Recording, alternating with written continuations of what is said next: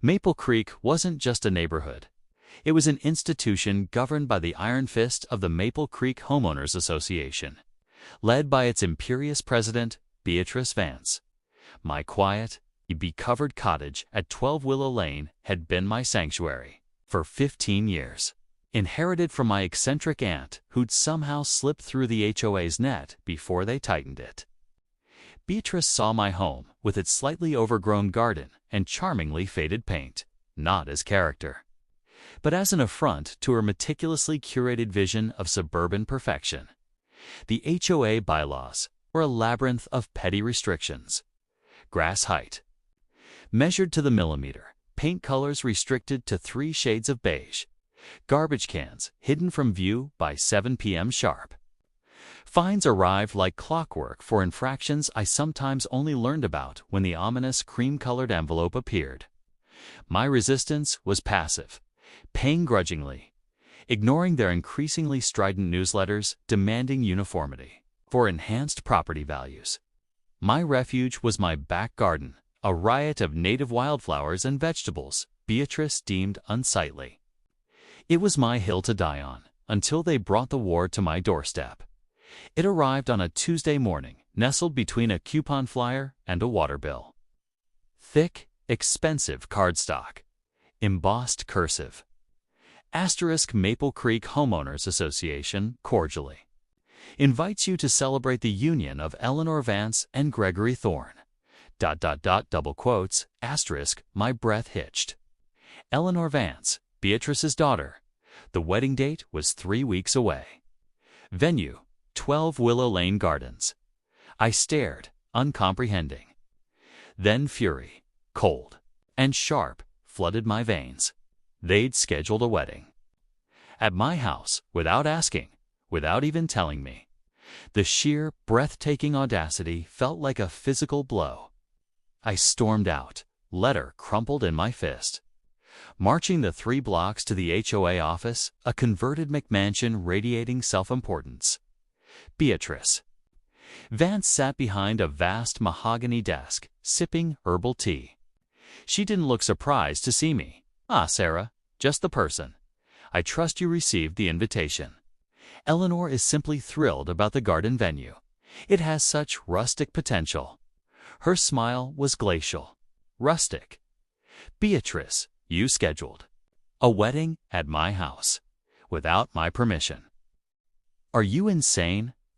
My voice shook. Her smile tightened. Sarah, Clause 7.2. 3 of the bylaws. Clearly stated, * Association reserves the right to utilize any common area or property deemed aesthetically significant for community events, with prior notice. * Your garden, while admittedly neglected, is visible from 3 other properties. It falls under aesthetically significant. We sent the invitation. That's notice. That's not notice. That's an invitation. And my backyard isn't a common area. It's my private property. You can't just commandeer it. Property lines are fluid in the interest of community harmony. Sarah Beatrice said smoothly, her eyes like chips of flint. Think of the exposure. Think of the prestige for Willow Lane. We've already booked the caterer, the florist, the string quartet. The deposit is non-refundable. She leaned forward, and frankly, with the accumulated fines you owe for that. Prairie you call a lawn. Hosting this event gracefully would be a far more productive use of your energy than further litigation. The threat hung in the air, thick and suffocating. My fines, mostly contested, mostly ridiculous, were substantial.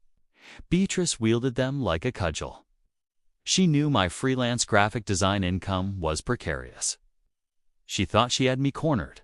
I left the office, the taste of bile in my mouth. The world outside seemed too bright, too normal. Kids played in a sprinkler down the street. Someone mowed a lawn. My sanctuary was about to be invaded, trampled by Beatrice's vanity project. All under the color of some twisted, self-serving bylaw. The unfairness was a physical ache. This wasn't about community. This was about power. Beatrice Vance's power. and she'd just declared war on the wrong woman. The next week was a descent into bureaucratic hell. I hired a lawyer, a sharp young woman named Anya Chen, specializing in property rights. Her initial optimism faded as she delved into the Maple Creek covenants, conditions, and restrictions, CC and Rs. It's draconian, Sarah, on your side, pushing her glasses up. Clause 7.2. 3 is deliberately vague. Aesthetically significant is undefined. Prior notice isn't specified. They've woven a web where their discretion is virtually absolute. Challenging it in court would take months, possibly years. The wedding will be long over by then. But it's illegal. Trespass. They can't just use my property. Morally? Absolutely. Legally. They've buried enough ambiguity in these documents to make a swift injunction incredibly difficult. Beatrice Vance has likely done this before, on a smaller scale. She knows the loopholes. Anya tapped the thick binder. Your best bet might be to negotiate, maybe get the fines waived, or have them pay a hefty rental fee. Negotiate. With Beatrice. It felt like surrender, like acknowledging her right to steal my home for a day. Meanwhile, the invasion began. Surveyors arrived, trampling my milkweed and coneflowers, marking out where the marquee would go. A team from Vance Elegant Events, no coincidence, descended, clucking disapprovingly at my unruly flower beds. Beatrice herself appeared, directing traffic from my driveway. Sarah, lovely. We'll need access to the side gate for the portable restrooms. And this section, she gestured dismissively at my prized tomato plants, will need to be cleared for the champagne fountain. Don't worry, we'll have our landscapers handle it. On your account, of course. Association Mandate 4. Event Preparation. You touch my tomatoes, Beatrice, I'll have you arrested for trespass and destruction of property. I hissed, my hands clenched at my sides. Her laugh was like breaking glass. Oh, Sarah, always so dramatic. Check Clause 8.1. Asterisk, Association. And its authorized agents retain right of entry for maintenance and event. Preparation deemed necessary by the board. Asterisk, authorized agents are currently preparing. Legally, you'd be the one arrested for obstruction. She smiled sweetly. Do try to be cooperative. For Eleanor's sake. The powerlessness was suffocating. They had an answer for everything, buried in their self-serving rulebook. My home was no longer mine. It was a stage for Beatrice's daughter's fairy tale, paid for by my fines and my violated privacy. My quiet resistance was useless. Beatrice didn't want negotiation. She wanted capitulation. She wanted to break me. That night, staring at the moonlit garden marked for destruction, a cold, hard resolve settled over me. Negotiation was off the table. Legal delays were futile. Beatrice played by her rules, rules designed to make her invincible. To win, I couldn't play her game. I had to change the board. Radically, Anya's words echoed, asterisk, their discretion is virtually absolute.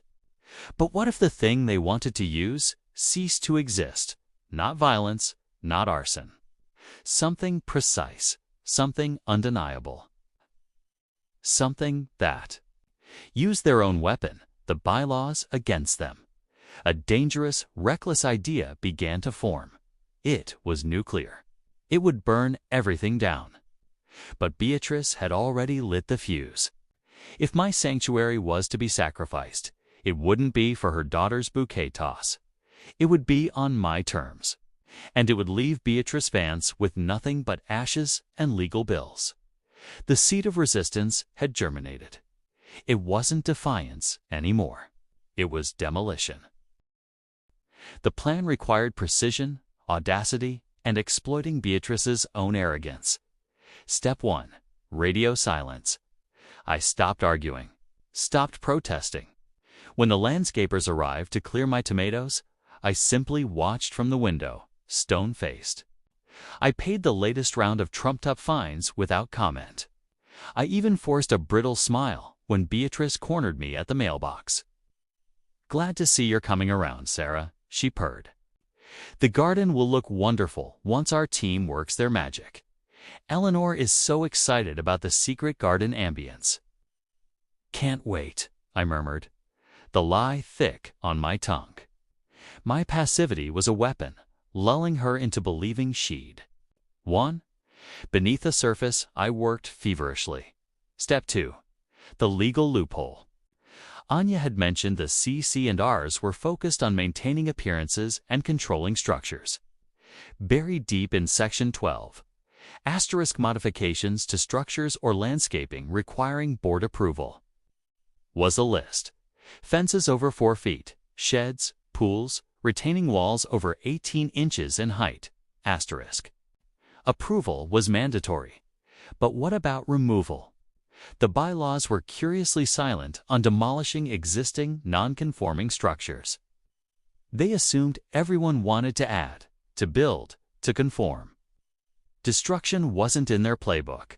My target: the old stone wall, running along the back property line, bordering the small wooded ravine. It was a relic from my aunt's time, rough-hewn, moss-covered, about 3 feet high in places. Beatrice hated it. "Looks medieval," she'd sniffed once. Unkempt. It was perfect. It was a structure. It was non-conforming, no permit existed for it. And crucially, removing it didn't explicitly require HOA permission. Step 3. Hiring the wrecking crew. Not just any crew. I needed someone fast, efficient, and utterly unfazed by HOA drama. I found Thornton's Terraformers, a no-nonsense excavation company specializing in land clearing. Mike Thornton, the owner, listened to my unusual request with a raised eyebrow. "You want the whole wall gone in one day. Day before a fancy wedding next door. Not next door, here. And it's not just a wall removal, Mike. It's an excavation." I showed him the plan, not just pulling down the stones, digging, creating. A significant, deliberate excavation along the entire back boundary where the wall stood. A trench. I need it deep. I need it messy. I need it undone. He studied the garden, the stakes marking the marquee, the spot for the champagne fountain perilously close to the wall's location. A slow grin spread across his weathered face. He recognized a declaration of war when he saw one. "Lady, you've got stones. Figuratively, we'll take care of the literal ones. Deep trench. Got it. One day, cash." Step 4. The perfect timing. The wedding was on a Saturday. Rehearsal dinner, Friday evening. The plan: Thornton's crew arrives at 7 a.m. sharp on Friday morning. They demolish the wall and excavate the trench before the bulk of the wedding. Setup crew arrives, maximum disruption, maximum shock value. Legally, I was within my rights. I was removing an unpermitted structure and modifying my landscaping. No bylaw forbade it. Beatrice's precious prior notice clause for events didn't cover the homeowner suddenly deciding to dig a giant hole. The final piece: documentation. I meticulously recorded everything: the original wedding notice, Beatrice's threats, the destruction of my plants, the fines. I had Anya draft a concise letter stating my legal right to remove the wall and excavate on my property, citing the lack of restriction in the CC&Rs. I would hand this to Beatrice when the jackhammers started the night before. I walked through my doomed garden. The moon cast long shadows over the marked paths. I touched the rough stone of the wall, my aunt's legacy. There was grief, but it was drowned by a fierce, burning resolve. Beatrice Vance thought she owned my property, my peace, my compliance. Tomorrow, at 7 a.m., she would learn the cost of that arrogance. I wasn't just resisting anymore. I was demolishing the very foundation of her power play. Sleep was impossible. I waited for dawn. The taste of impending chaos sharp and exhilarating on my tongue. Section 4. The resonating crash and the hollow victory, approx. 800 words Friday dawned crisp and clear. Perfect wedding weather. Perfect demolition weather. At 6:55 a.m., the low rumble of heavy diesel engines echoed down Willow Lane. 2 massive dump trucks, a bright yellow excavator on a low loader, and a skid steer rolled up to my curb. Mike Thornton jumped down, giving me a thumbs up. His crew, burly men in work boots and hard hats, moved with practiced efficiency. They unloaded the excavator, fired up the skid steer. The industrial symphony began. I stood on my porch, unyaz. Letter clutched in my hand, my heart hammering against my ribs. Across the street, curtains twitched. Down the block, Beatrice Vance's front door flew open. She stood there, frozen in her silk robe, her face a mask of disbelief rapidly morphing into incandescent rage. She stormed across the street as the excavator's massive bucket slammed into the first section of the old stone wall. Crunch, thud. Stones tumbled. Dust billowed. Stop. What is this? Sarah Jenkins, you stop this insanity immediately. Beatrice screamed, her voice cracking over the roar of machinery. I stepped down to meet her at the property line, holding out the letter. Good morning, Beatrice. Just some landscaping modifications, removing an unpermitted structure. She slapped the letter away, her eyes wild. Landscaping? Modifications. You're destroying the venue. The wedding is tomorrow. My garden, I said, my voice surprisingly steady, amplified by the noise. My wall, my decision. Check your bylaws, Beatrice. Show me where it says I can't remove a crumbling old wall. I pointed to the rapidly expanding trench, or dig. The excavator bucket bit deep into the earth behind the demolished wall section, scooping out huge clods of dirt and root. The trench yawned open, dark and raw, precisely where the secret garden pathway was supposed to meander. The skid steer began pushing the rubble into a chaotic pile. The noise was deafening. Glorious chaos. You vindictive, insane woman. Beatrice shrieked. I'll have the police here. I'll sue you into oblivion. You're ruining my daughter's wedding. Call them, I shouted back over the din. Tell them I'm legally modifying my property. While you're at it, tell them about how you scheduled a private event on my land without permission. Tell them about trespass. Tell them about destruction of my plants. I gestured to the mangled tomato plants, crushed under the tread of Vance. Elegant Events equipment days before. The Vance Elegant Events van pulled up. Early birds for setup. The coordinator, a young woman clutching a clipboard, took one look at the scene. The roaring machines, the collapsing wall, the growing trench, Beatrice purple-faced and screaming and froze, horrified. She started yelling into her phone. Police? Sirens wailed in the distance. Beatrice looked momentarily triumphant. 2 officers arrived, assessing the scene with wary professionalism. Beatrice pounced, sputtering accusations of vandalism, destruction, sabotage. I calmly handed one officer Anya's letter and my folder of documentation, the wedding notice. Photos of my trampled garden, copies of the fines. I explained simply. I was removing an old, unsafe wall and regrading my property. The HOA had scheduled an event here without my consent, but that was irrelevant to my legal right to work on my own land. The officers conferred. They examined the letter. One walked over to Mike Thornton, who paused the excavator. Mike showed him the work order demolition of existing stone retaining wall and excavation along rear property line. Simple. Legal. The officer looked.